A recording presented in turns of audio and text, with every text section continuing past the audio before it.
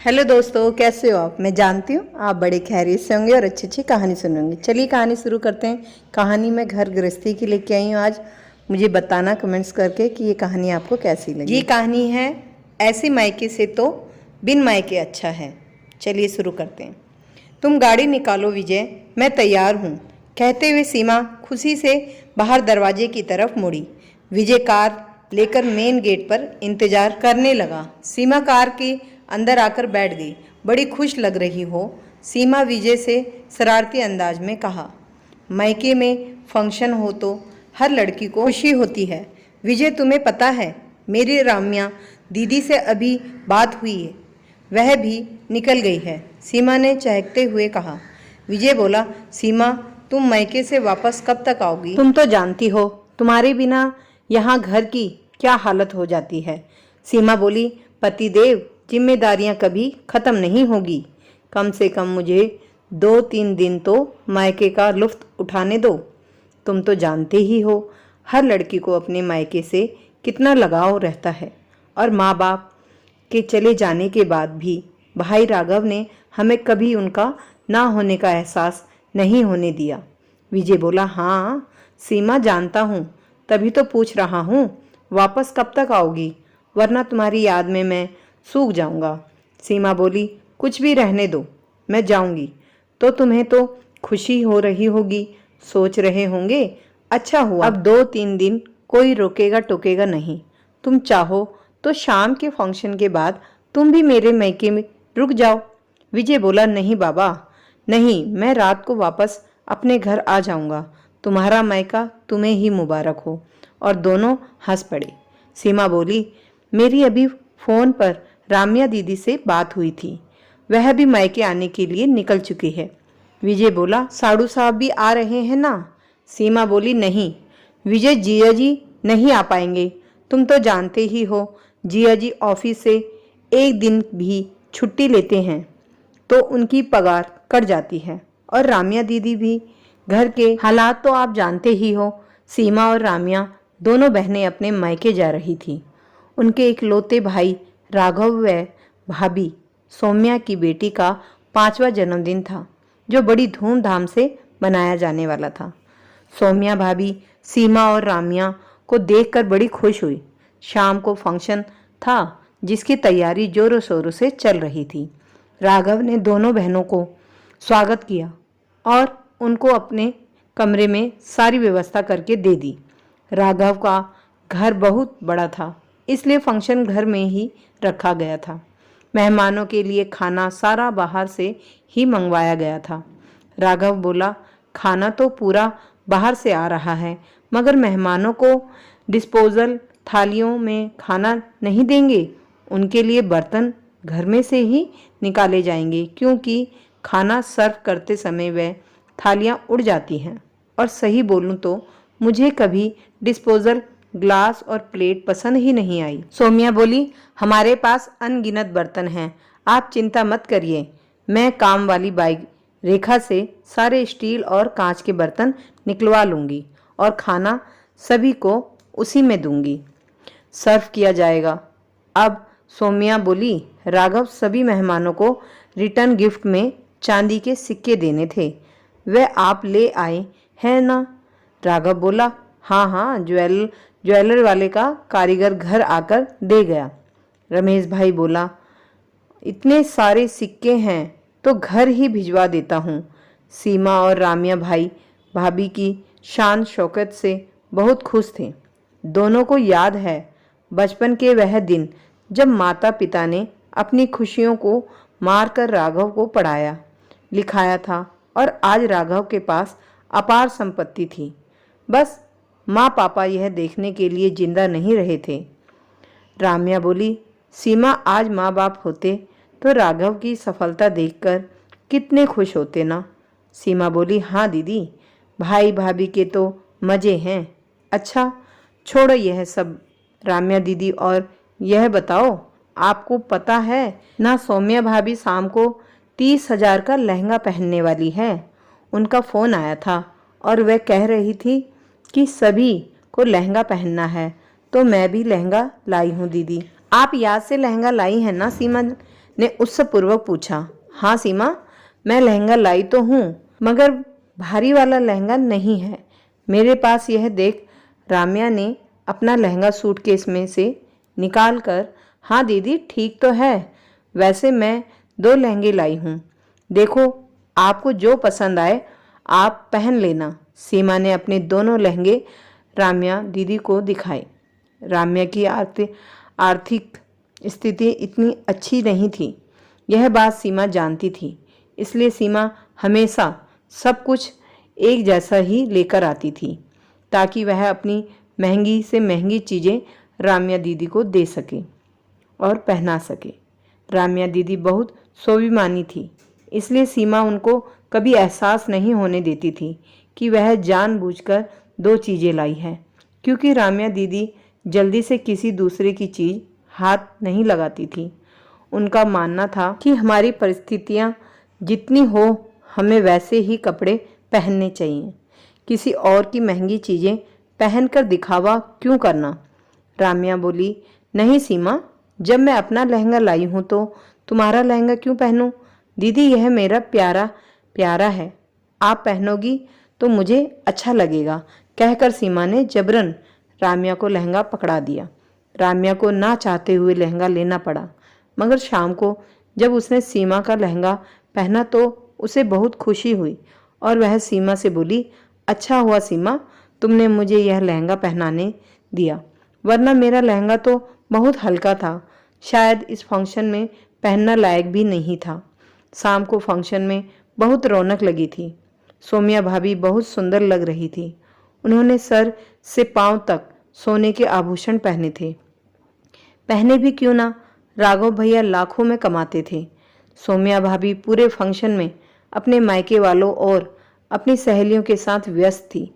वैसे भी सोमिया भाभी को अपनी हाई फाई सोसाइटी के लोगों के साथ रहने की इतनी आदत बन चुकी थी कि उन्हें कोई दूसरा सामने नजर ही नहीं आता था। दोनों बहनें सीमा और राम्या ने मिलकर सभी मेहमानों को खूब ध्यान रखा ताकि किसी को यह महसूस ना हो सके कि जिनके फंक्शन में आए हैं उसे तो बात करने की फुर्सत भी नहीं। हाँ, राघव सभी को बराबर इज्जत दे रहा। राघव का स्वभाव था ही कुछ ऐसा, बहुत व्यवहारिक। राघव बिल्कुल अपने पापा रमणीक लाल जी की तरह था। वह भी लोगों को बहुत इज्जत दिया करते थे। सभी मेहमान खाना खाकर घर जा चुके थे।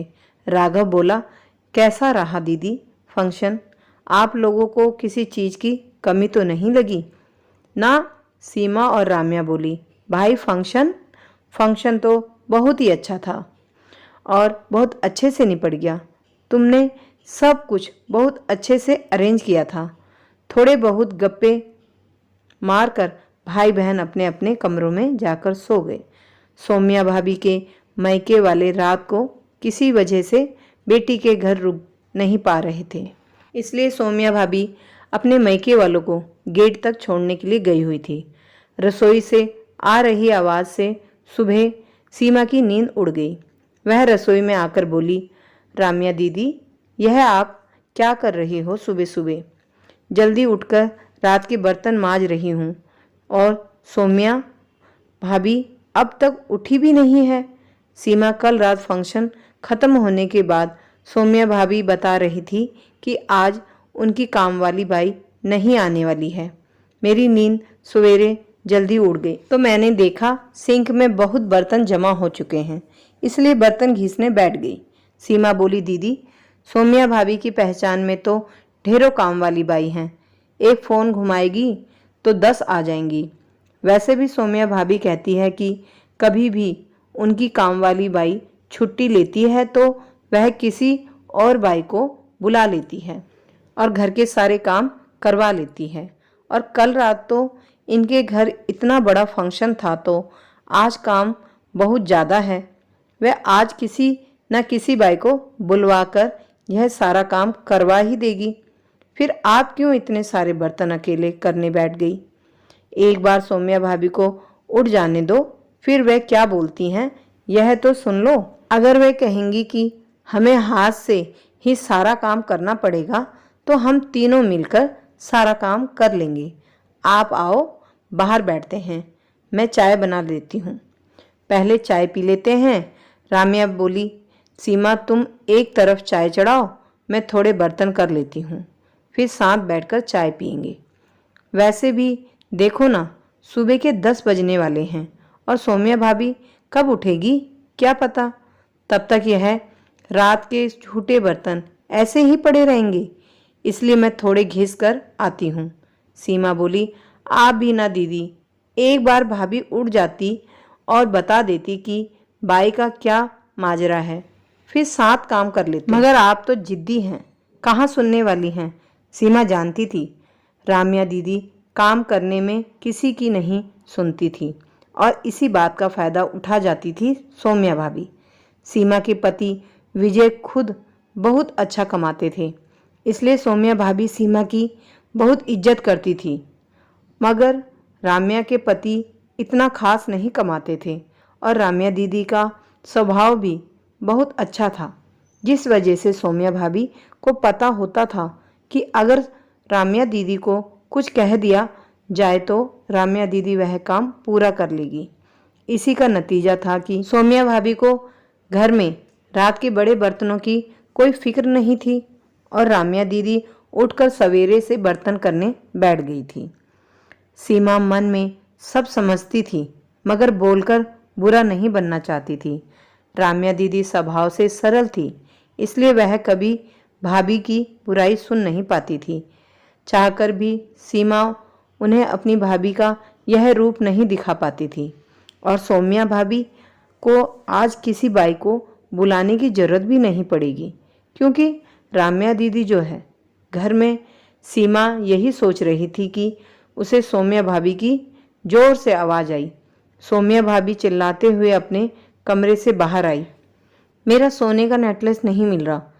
सभी यह सुनकर हक्के बक्के रह गए। सौम्या भाभी बोली, जा रही थी मैंने सब जगह देख लिया, मगर भाभी का हार दिखाई ही नहीं दे रहा था कहीं। राघव राम्या और सीमा से सौम्या भाभी का नेकलेस ढूंढने के लिए कहने लगा। नेकलेस कहीं नहीं मिला। दोपहर का खाना बनाकर दोनों बहनें और सौम्या भाभी साथ में खाना खाने बैठी। तब सौम्या भाभी ने बातों बातों में कहा, कहीं गलती से आप लोगों के बैग में ना चला गया हो, देख लेना। दीदी आप लोग अपना बैग चेक कर लीजिएगा। यह सुनकर सीमा को गुस्सा आ गया और वह बोल पड़ी, भाभी यह आप कैसी बातें कर रही हैं? सोने का नेकलेस ऐसे कैसे बैग में चला जाएगा? रात के फंक्शन के बाद बस हम लोगों ने कपड़े बदले और सो गए। हमें इतनी अक्ल भी नहीं है क्या कि बैग में सोने का नेकलेस चला जाए और हमें पता भी ना चले? राम्या ने बात संभालते हुए कहा, हाँ भाभी, हम अपना बैग भी एक बार चेक कर लेंगे। सौम्या राघव से कमरे में जाकर बोली, मुझे आपकी राम्या दीदी पर शक है, कहीं उसने ही मेरा नेकलेस तो नहीं चुरा लिया और चोरी करके अपने बैग में डाल लिया हो। वैसे भी उसकी परिस्थितियां कुछ खास अच्छी नहीं हैं। राघव बोला, सौम्या पागल हो गई हो क्या? जानती भी हो तुम मेरी बहन पर इल्जाम लगा रही हो? सौम्या बोली, हाँ जानती हूँ, देखा था कल फंक्शन में भी। सीमा दीदी का लहंगा पहनकर घूम रही थी। एक लहंगा लेने की औकात नहीं है उनकी। सीमा ने यह सारी बातें सुन ली और वह राम्या दीदी से आकर बोली, दीदी हम अभी के अभी यहाँ से चले जाएंगे, हमें अब यहाँ एक पल भी नहीं रुकना। राम्या बोली, ऐसा भी क्या हो गया सीमा? सीमा अपनी दीदी का दिल दुखाना नहीं चाहती थी, इसलिए वह कुछ बोल नहीं पाई। उतने में सौम्या की बेटी आई और सभी से बोली, मामा यह देखो, मुझे बेड के नीचे से क्या मिला। देखो तो सौम्या, भाभी का नेकलेस था जो उन्होंने रात को उतारकर ऐसे ही रख दिया था और वह बेड के नीचे जा चुका था। सीमा को यह देखकर बड़ा गुस्सा आया और वह कहने लगी, भाभी आप अपना सामान कभी सहज कर रखती हो और बाद में दूसरों पर अंजाम लगा देती हो। मुझे बाद में दूसरों पर आसानी से इल्ज़ाम लगा देती हो। मुझे आज भी याद है जब आपकी गोद भराई थी और आपने अपना हार किचन की एक ट्रॉली में ऐसे ही छोड़ दिया था और सबका बैग चेक करने कहा था। हाँ, हम मानते हैं आप हमसे कई गुना अमीर हो। इसका मतलब यह नहीं कि आप दूसरों को नीचा दिखाएं। आपका यही रवैया रहा तो शायद लोग आपके घर आना पसंद ना करें। राम्या दीदी से जब कुछ काम निकलवाना हो तो आप आसानी से निकलवा लेती हैं, मगर आज नेकलेस गायब होने पर आपको उन्हीं पर शक होने लगा था। वाह भाभी वाह, मैं जानती हूँ आप चाहती हो आज भी किसी बाई को बुलवाकर घर के काम भी करवा सकती थी, मगर आपने जानबूझकर बाई को नहीं बुलाया ताकि राम्या दीदी उठकर घर के काम कर ले। भाभी, किसी की अच्छी परिस्थितियां नहीं हैं इसका मतलब यह नहीं कि आप उसका फ़ायदा उठाएं।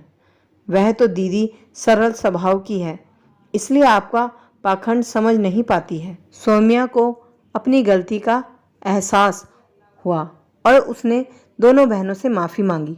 भाभी, हम आपको माफ़ी नहीं मंगवाना चाहते, बस यही चाहते हैं कि आप अपना सामान सहज कर रखो। यूं बेवजह दूसरों पे इल्ज़ाम लगाना अच्छी बात नहीं, राम्या ने धीरे से कहा। सीमा बोली, राम्या दीदी, आप महान हो जो इतना कुछ होने के बाद भी इनसे शांति से बात कर रही हो, मगर मैं कह देती हूँ, जिस घर में मेरा और मेरी बहन का अपमान हो, ऐसे मैके से मेरा कोई वास्ता नहीं। से तो बिन मायका अच्छा है। राघव बोला, बहन प्लीज़ ऐसा मत कहना कभी भी। मैं सौम्या की तरफ से तुम दोनों बहनों से माफ़ी मांगता हूँ, मगर कभी अपने मायके ना आने की बात मत करना। राम्या बोली, भाई, माँ पिता के जाने के बाद मैके आकर बस तुझ में उनकी छवि महसूस करती हूँ, वरना ऐसी बात नहीं कि मैं कुछ समझती नहीं, बस चुप रहती हूँ ताकि मेरा मायका बना रहे। सीमा भी बोली, भाई, तुम्हारा मुंह देखकर ही तो अब तक मायके आते थे। सौम्या भाभी ने कभी ऐसा व्यवहार ही नहीं रखा कि मायके आने की इच्छा हो। राम्या और सीमा ने अपनी भाभी को माफ़ तो कर दिया, मगर अब मायके आना बहुत कम कर दिया था। जहाँ अपने स्वाभिमान को ठेस पहुँच जाए, वहाँ से इंसान का मोह खत्म हो जाता है। और कुछ यही हुआ दोनों बहनों के साथ। भाभी के ऐसे रवैये से मायके का मोह भी खत्म हो गया।